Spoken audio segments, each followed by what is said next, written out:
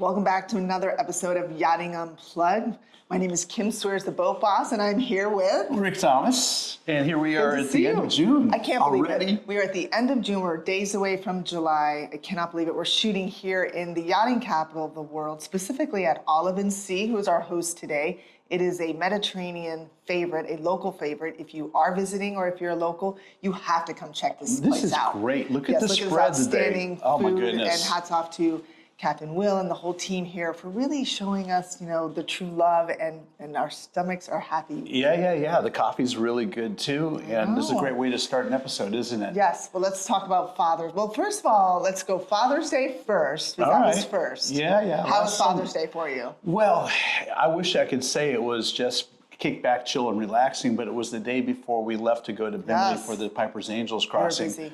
So we were busy getting the boat ready, getting everything squared away, and but hey, I was with my son Tristan, and that's what it's all about, right? I know, rest. And it was a very meaningful one for you as well. I know you've had some tragedy lately, and I have to respect that you are taking it to your platform and talking about what happened in your life so you can help others. I am. So for those that don't know, I have 3 boys, and the middle of the 3, Aiden, unfortunately took his own life last August 21st, the most devastating day of my life. And so where I'm at right now in my path of grief is realizing that with the voice we have and my willingness to try to turn that tragedy into something that brings a little positive. Into your legacy. Yeah, thank you. I'm talking about it. I'm comfortable talking about it. I think there is space for understanding, and in the future, you're going to hear more content coming from me that speaks to mental health awareness, suicide awareness, suicide prevention, and hopefully, take his death and turn it into an opportunity to help others. No, I couldn't agree more. Well, you're keeping his legacy alive. You're saving lives at the same time. Thank you, Rick. I appreciate that. My pleasure, Kim. Well, let's go into the Panthers. Let's talk about the Panthers. Hoorah! I was in Bimini when that happened. I heard it a day late. Amazing back-to-back wins of the Stanley Cup. I believe Lord Stanley has applied for residency, permanent residency here. I don't think he's ever going home because literally the Cup's having so much fun with the players. And hats off to everyone at the Panthers organization. We talk about leadership all the time and how important it is, and bringing culture and the right culture to your organization.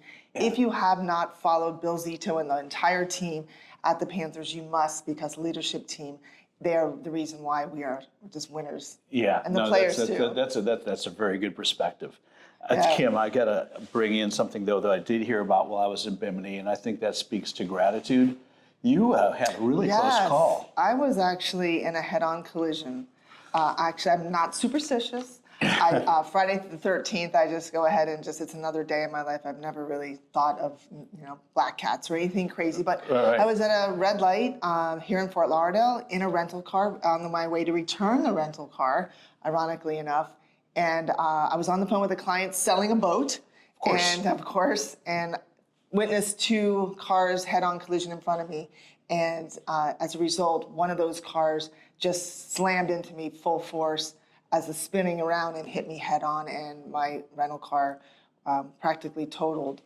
Wow. It was an experience I've never been a part of. I've never been an innocent bystander in an accident. It was unavoidable. Not that I've had many, but I have to say that. And then a few days later, we had the St. Thomas Aquinas accident where 5 teens were driving along and an 82-year-old person just came out in front of them, and 2 of them just perished as a result. So you never know when is when, but I do want to give a thanks to 6 rental car, Tom Kennedy and his entire team. From start to finish, I have to say they have been with me, checking on me and making sure that everything is okay. And I want to say thank you to the first responders that were there, Westway Towing, the City of Fort Lauderdale Police and Fire Rescue.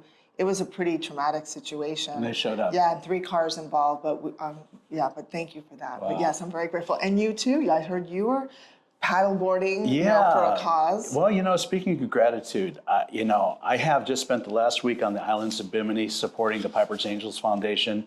I carry one of these for every crossing, so I just put the Look at fourth you. one on. You're gonna have like 20. Well, some you point. know, I don't know. Maybe I should just tattoo them on. But you know, we're really close to. We're trying to raise $500,000 for the treatment of cystic fibrosis. We're about $58,000 away, and our fundraising efforts end on July 31st. So we still could get there. But you know, my experience escorting these three amazing ladies behind my boat. We left at midnight Sunday night. Beautiful, beautiful night. Tristan looked at me at about 2 o'clock in the morning and said, "Dad, those are not clouds above us. That's the Milky Way." Wow. Horizon to horizon. Spectacular. And You didn't sleep for how many hours? 42 hours. Yeah, that was real. Yeah, because we're moving at 4 miles an hour across the ocean. Unfortunately, fortunately, we all got to the beach. Unfortunately, the goal and dream of going iron from beach to beach, we did not get There's that. some pretty bad storms, because I know that on Sunday we had the Panthers parade, and right at that morning, I was thinking of you crossing over. Yeah. It was coming in pretty strong. So we were doing really well. We got through the night. We actually had some flying fish land on our paddle boards. That was kind of fun.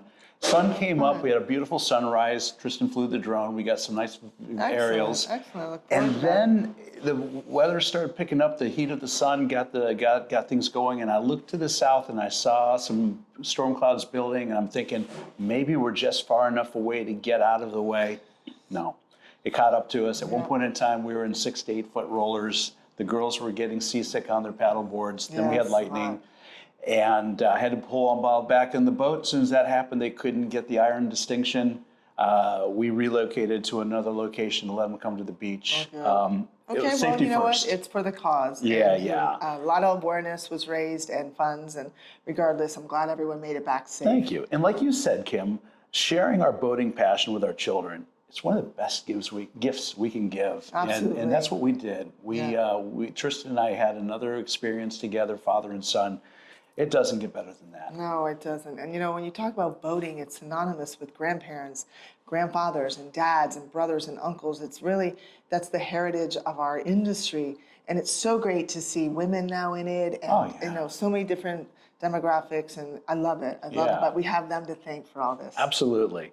So Well, let's talk about let's talk about industry news, right? industry news. We're Enough about into us. it. But I have to say, I'm super excited about the news I heard from the NMMA, the National Marine Manufacturers Association, about the Sport Fish Restoration and Boating Trust Fund, which is a self-funded fund from just purchases in our industry and taxes, things like that. So when I buy gas for my boat, some of that money goes into this trust And it's fund. for infrastructure and education and all sorts of great things. But we are making headway. I want to thank two people, actually three of the NMMA.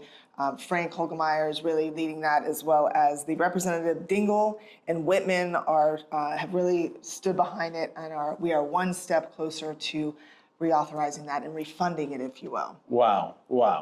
Yeah, So- super important for our industry. Okay, that's cool. It raises what, 700 million It does. a year? Almost $1 billion Yes. a year comes from that. A lot of agencies and nonprofits are funded as a result of it, so we are anxiously awaiting its approval so we can carry on, if you will, Okay. and move on and do great things in our industry. So this is ongoing legislation that's in front of Congress right now. Yeah, it's actually why we were at the American Boating Congress in Washington, D.C. It was the main thing that we spoke about when we met with each one of our legislators and politicians. That was exactly what we spoke about at the front of our conversations. And so I guess we can conclude by saying Frank and the NMMA will continue to track this legislation, Yes. provide updates as this thing goes through Congress. They definitely have their hands full there. Yes, ma'am. Couldn't agree We more. sure do. All right, well, let's talk about some interesting stuff. Yeah, Safe heard- Harbor. yeah. Why does that company keep coming up onto the plate? They were in the negotiations to acquire a marina that I'm very familiar with. I grew up around in St. Petersburg. Florida. It was the St. Petersburg Municipal Marina that's always been owned and operated and run by the Very city of popular St. place. Petersburg. Yeah, it's beautiful. The waterfront down there, if you've never been, amazing. and you have been, I know, it's just beautiful green spaces and parks, and it is a destination for the residents and tourists that are in St. Petersburg.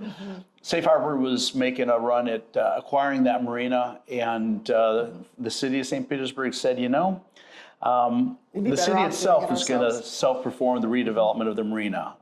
This path provides the greatest assurance of long-term financial and operational success. No, I think exactly. that speaks volumes. You know, sometimes the best deals are the deals you don't do. There's a reason behind their decision. But I have to say, here in Fort Lauderdale, we've had many public-private partnerships that have really done great things.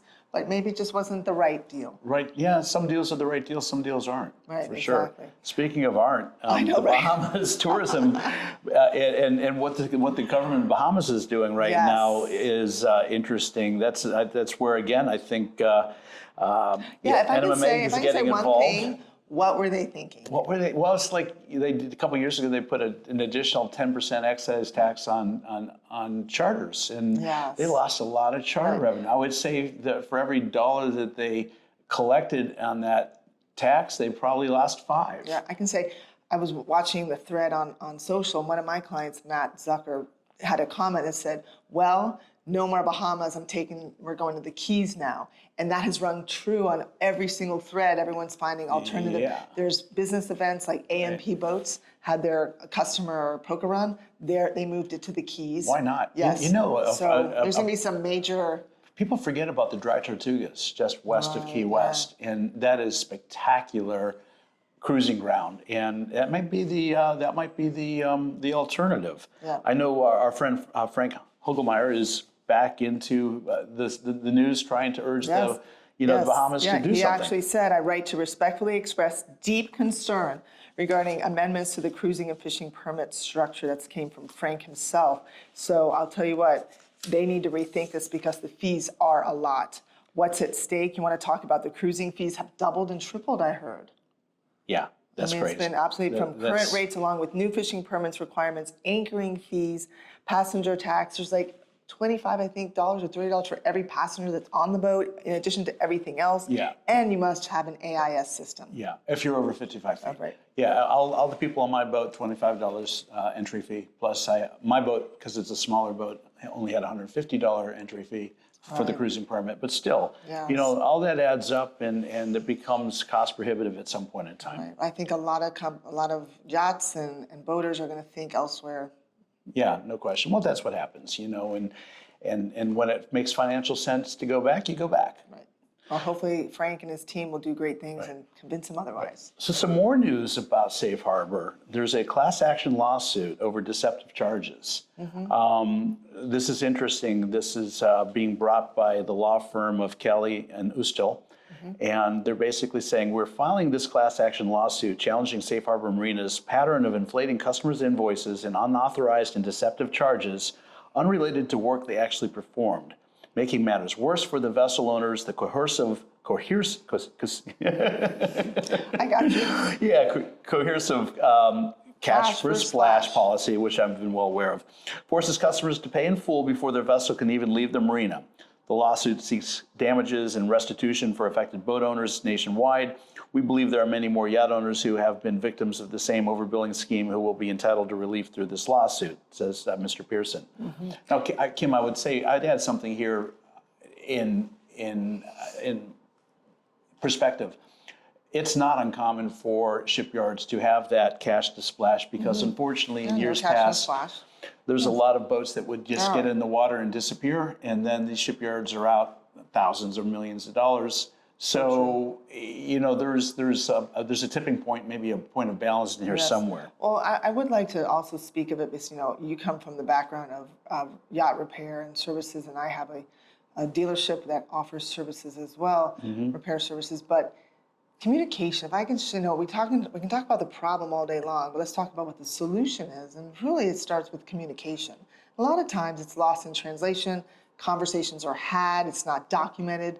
That could be. We don't know what the reason through all this is, but I have to say, starts with a disgruntled client. Right, with a client that a lot of people are involved. There's a lot of cooks in the kitchen on a lot of these yachts. So who knows what the reason is? But there's always 3 sides to every story. So we'll wait to hear what is right. Rick's but a little rule. bit, right, exactly. Rick's rule. But Sit Safe back and Harbor wait and is see. a major player. They provide services, repairs to thousands of customers, 138 marinas in 24 states. Right. They are the major player in the industry. So we hope that can get worked out. Let's hope so. They're a big player, and they bring a lot of jobs, and support a lot of infrastructure. There should be probably some fairness in this, and see what happens. No, absolutely. Cool. No, hopefully we'll get through that. All right, let's talk about Sunseeker. Across the pond to England. Yeah. Sunseeker has been a brand that's been, God, it's really risen. I mean, they started small, and now they're such a big. Yeah, but they've gone through scaled. M&As and reorganization over the years. I know they've struggled and have had some challenges. But I think given the worldwide environment that we're in right now, everyone is getting lean. And so the announcement wasn't a shock to me, and I don't think it is for you. Organizational restructure? Yes. So 10% of their workforce is being eliminated. I'm not sure if those positions are eliminated, maybe on hold, but either way, they're reducing their force by quite substantially. The company made a statement saying, following a thorough review of our operations, we have identified opportunities to better align our resources and enhance overall, keyword, efficiency. And that's what we all have to strive for right now. Gotcha. They went on to say, regrettably, there may be some redundancies in approximately 200 roles in support, leadership, and management functions.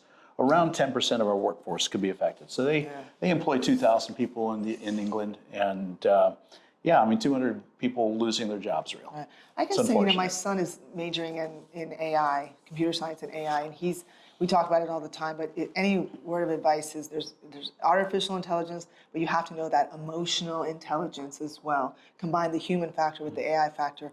It helps you secure your job. Doesn't it though? Absolutely. Doesn't it though? Soft skills are coming back, so important. So we're going to talk about M&As. I love it. And once again, there's another name that comes back into the conversation. Safe Harbor wins the MVP award. Yeah, they get the MVP award for Yachting Unplugged this week for sure. Exactly. Talk to us, Kim. All right. Well, Monaco Marine sounds exciting and sexy. I love the sound of that. I've yet to go there, but I'm excited. Been there. Have you? Oh yeah, I've done business in that. They have entered into an exclusive negotiations for a potential merger, subject to regulatory approvals and an open consultation with employees and representatives. Yeah. I had an off-the-record conversation with Representative Safe Harbors when I was up in Savannah, and he was very clear that their future plans is to double their footprint by going into Europe.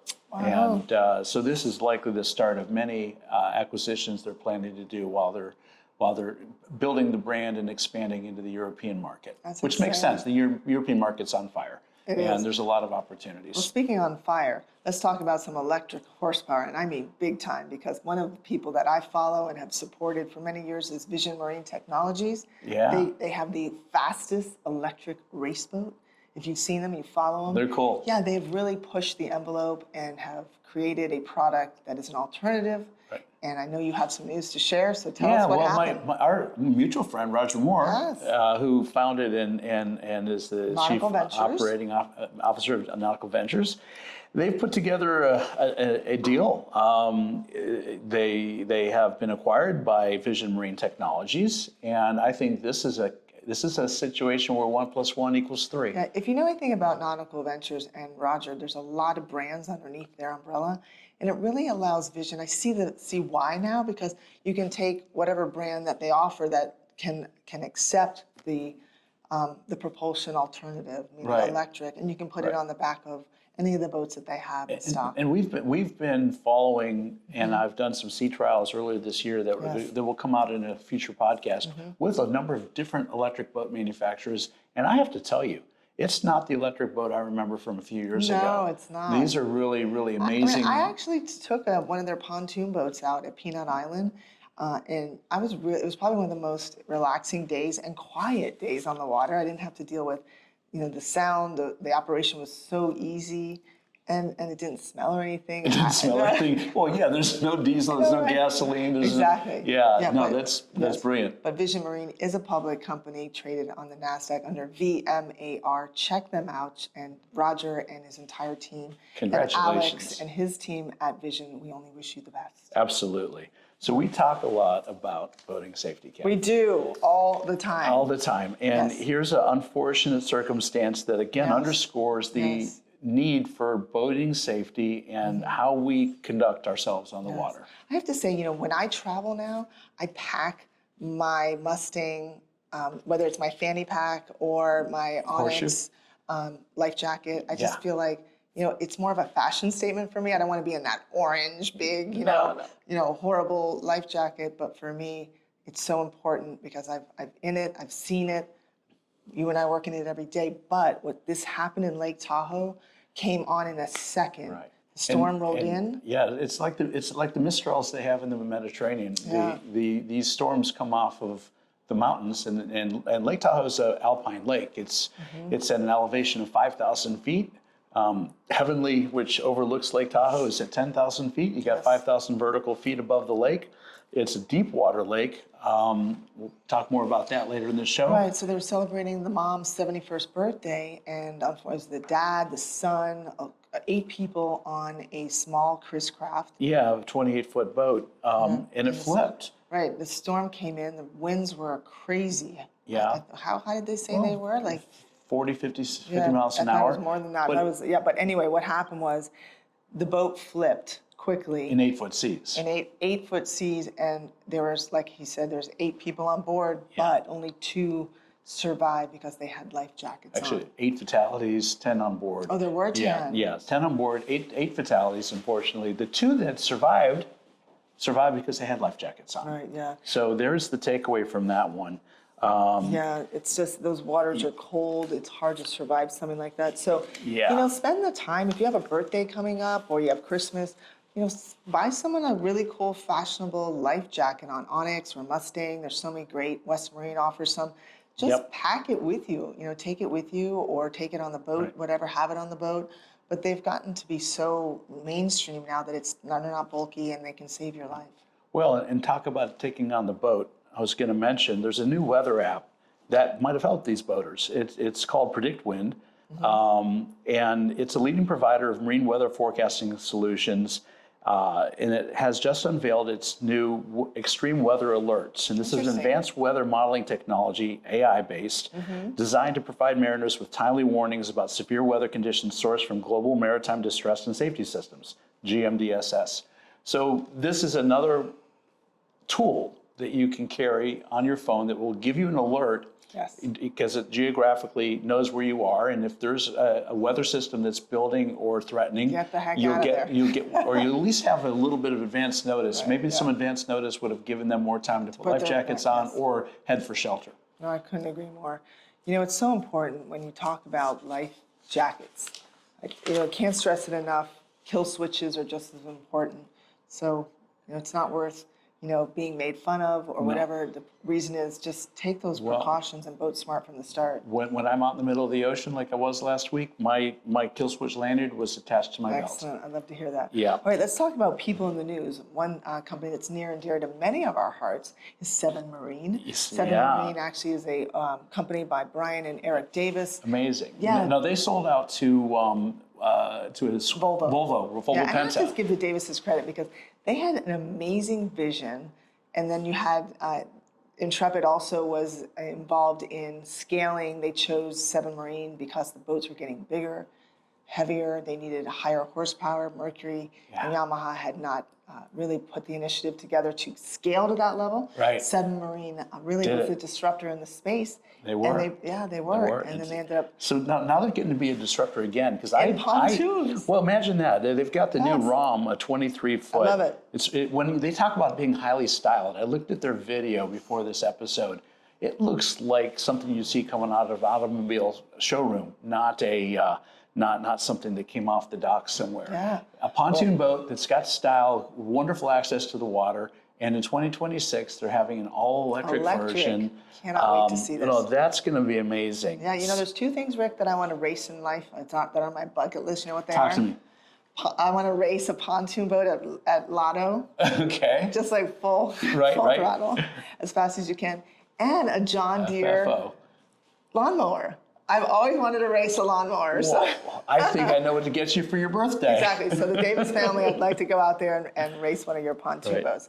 All right, let's bring it back locally. We've got Warbird Marine. I was going to say you're closer to them than I am, but well, it's a product that we offer that we sell a lot of tenders at my dealership. We have Yellowfin and we have Invincible are 2 of the brands that we actually sell a lot of. And so recently, this Chief Executive Officer, Thomas Weiners, takes the lead. It was announced he's taking the lead as John Dorton is moving on to Executive Chairman. So we really wish Tom, the best is he's been there for many years. He's been there for, God, who knows how, I mean, a lot. How many years do you know he's been there? I don't, yeah. But anyway, he's really excited. He's going to assume the role. Well established. Oh, here it is. He joined in 2020. Okay. So he's been there for quite a few years, and he's really going to be tasked with production processes, improving those, among many other efficiency measures. So congratulations to that whole group. Great things to come from it. Right. And then we have Southern Boat and Media in the news right now too. Yeah. I've watched. One of my favorite publications. They've been around forever. They were the South Florida publication long ago when Skip Allen really started them off, and family company that scaled and then sold. Yeah. And now they're really something. Yeah, they have a brand new editor-in-chief. It is Lori Capullo, and she has an extreme amount of experience, 3 decades of editorial and writing experience. So she is definitely looking at elevating the brand and really just doing a great job from digital, video, social platforms, print. She's going to bring them front and center and make them the leader. Good on you, Lori. I know, congratulations. That's cool. And again, talk about family boating. She and her husband and family, she talks about that, not only is she herself a woman, a passionate boater, they enjoy cruising the Florida Keys. Yeah, she's Florida a boater, Keys. Yeah, in the Exactly, Caribbean. right, yeah. I didn't see the Bahamas in there. No, probably not. So, no, that's really cool. And again, Lori, congratulations on that. I think that's really amazing. Yes, I look forward to great things to come. Let's talk about events. Really You're excited. going to IBEX this year. Right, yeah, well, yes, I'm going to IBEX. Really excited about that. It's always been a great show for not just manufacturers and dealers, it's really for everyone. Anyone that's looking to refit their boat or has a service department, their yacht, captains, everyone needs to attend IBEX. There's no charge for admission. It is probably one of the best shows, if not one of the best. It is. It really is. I'm bringing a client into the show. You and I are going to record an episode of Yachting Unplugged there. It'll be great. Tampa's a great city to visit. Yep, and then we've got, obviously, don't forget, we've got Mets trade coming up too. Yes, we do.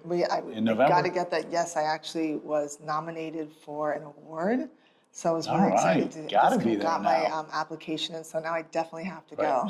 Well, my travel sponsor, ABTI, has just arranged my flight tickets for Tristan and I, so we will be flying to Amsterdam again this year. Nice. And thank you, ATPI, for the help getting across the pond.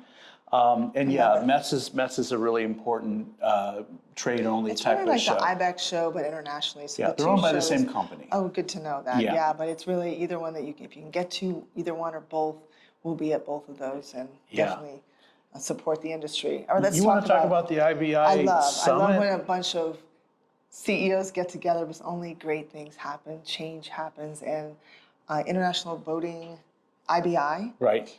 They are the news force internationally, worldwide. They are hosting a CEO summit in London just a few days from now. I'm really excited to hear what's going to come out of it.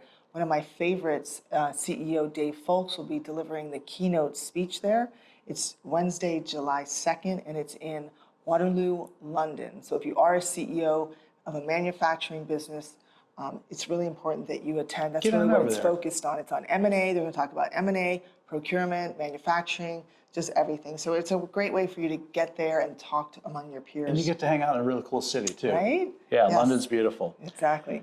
All right, let's talk about the ISS. Yeah, I've been a board member twice of that organization. I'm very, very intimately aware of their programs and their gala that they do every year during the Fort Lauderdale Boat Show. And this year it's going to be October 29th, the ISS Design and Leadership Awards Gala. They have just now started accepting nominations for the 2025 Distinguished Crew Award. That's great. And that's cool because this gives everybody in the industry an opportunity to look at the crew on these yachts and identify those that have stepped up. Yeah, become exemplary. A couple years ago, there was a crew that rescued a bunch of people at sea, saved a lot of lives, made room on their boat to get them to safety. And you see that kind of heroism, and you realize that you know, these boats are more than just luxury platforms for hanging out. They really do sometimes provide a service that's amazing, significant. Agree. Well, there's a saying, you get rewarded in public for what you practice in private. This is one of those awards that really rings true about that. Absolutely. So if everyone has a great crew, please go ahead. Yeah, you can go on that. their website and make a nomination if you have an entity or a crew that you've got in mind you think is deserving. Yes, absolutely. Right. Couldn't agree more. Right. All right. Well, what else do we have going on? Well, Event news in your personal life. Tell me about it. I do think this qualifies as event news. So, right after I got back from Bimini, I got an amazing invitation. I couldn't say no. So Tristan and I are joining an expedition that will be driving from Fort Lauderdale to Folsom Lake in California with Global Subdive, Robert Carmichael's business. We're going to be in a collaboration with the International Seakeeper Society as we develop a partnership with Project Baseline while we're out there. We're going out there under contract to do some one atmosphere diving, some submarine diving for a well-known YouTube influencer. I can't yet say who it is, but if I did, you would know him. He has like 96 million followers, and I'll have to Google it. I'll have to ChatGPT it. So right now, while we're doing this, Tristan is working at Global Subdive, learning how to service and maintain the submarine, getting it ready. We're going to be towing the Triton One Atmosphere 2-man submarine named Nomad behind our F-350 coast to coast. It's going to be cool. We're going to be diving in the alpine lakes of Folsom Lake and then Lake Tahoe. There we go. Back to Lake Tahoe. Yeah. Well, make sure you make boating safety number one. Yeah, and obviously Tristan's doing his part in learning the ropes before you get out He's going to learn so much. You know, it's going to be good for him. It's going to be good for all of us. And we'll certainly create some content. You're going to have to, hold down the fort while I'm gone. I will. There's going to be a week where I'll be delivering the news. We decided that if one of us is not here, the news will continue. So show must go on. Right, exactly. So next week you'll be here, but the week after I'll be doing the show by next week's our 4th of July special. Yes, yeah, and, I know. I'm super excited about that. I'm almost feeling badly I'm going to be abandoning you for 2 weeks. It's okay. I can survive. But please call. Please check in. Yeah. Because you're always got your ear to the news in our industry. I'll torture you with some amazing video from what we're going to be doing. It's going to be great. Talk about it maybe a little bit more next week. Yeah. Perhaps I can speak more openly about some of what we're doing. But long story short, we're going to have an amazing time in those alpine lakes. I'm bringing my dry suit. For those that know, no. I love it. I love it. Well, I would like to also thank, before we close the show, the Marine Retailers Association of America. My dealership has been a certified dealer by that organization for many, many years. It's one that I support. There's 4,000 dealers in America, and only a handful of them, I believe a few hundred, are actually certified. It's a long process.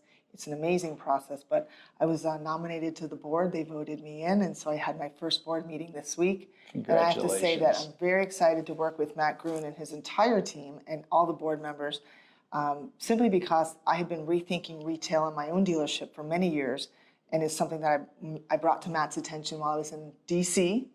And together we're all going to really hone in on, at this year's Dealer Week, about rethinking retail and how we all must pivot, morph into something different in order to survive. Pivot to survive. Yeah. I'm so proud of my co-host. She's an amazing businesswoman. You know what? I feel like if I didn't bring it up and really say it's a concern, a lot of dealers are struggling, and so we all have to really join each other, not against each other. And I always say it's collaboration versus competition. No question about it. Yeah. So again, we want to give our thanks to our sponsor, host location here, Olive & Sea. Absolutely, we're gonna have to dig in a little bit. We do. I'm looking forward to gaining a few pounds today. Let's put a little nutrition on us. And then, of course, our sponsor, Liquid Yachtwear. Yes, thank you. And everybody who follows our show, we really appreciate your support and your love. And if you have news, a lot of you have been emailing both of us, texting. Thank you. Keep it going. Thank you for doing that. We appreciate the news that you all are feeding us. If you like us, I believe they like us. Do you think they like us? I think so. Subscribe, not to like, share, comment, and keep the Yachting Unplugged community strong. We have new hats coming. So excited to bring that out. We're rolling out our new merchandise, our logo. If you've seen it, look below, look in the, everywhere. It's an Yeah. amazing logo, and I'm really excited to bring that to market with you. Yeah, it's gonna be great. All right, well, All right. have a great week, everyone. We'll see you next week on our 4th of July edition. Whatever you do, always boat smart from the start. And whether you live, work, or play on the water, just get on the water. Get on the water. There's nothing better than a lifestyle on the water. Take care, everyone. And until next time, See you on the water. out of here.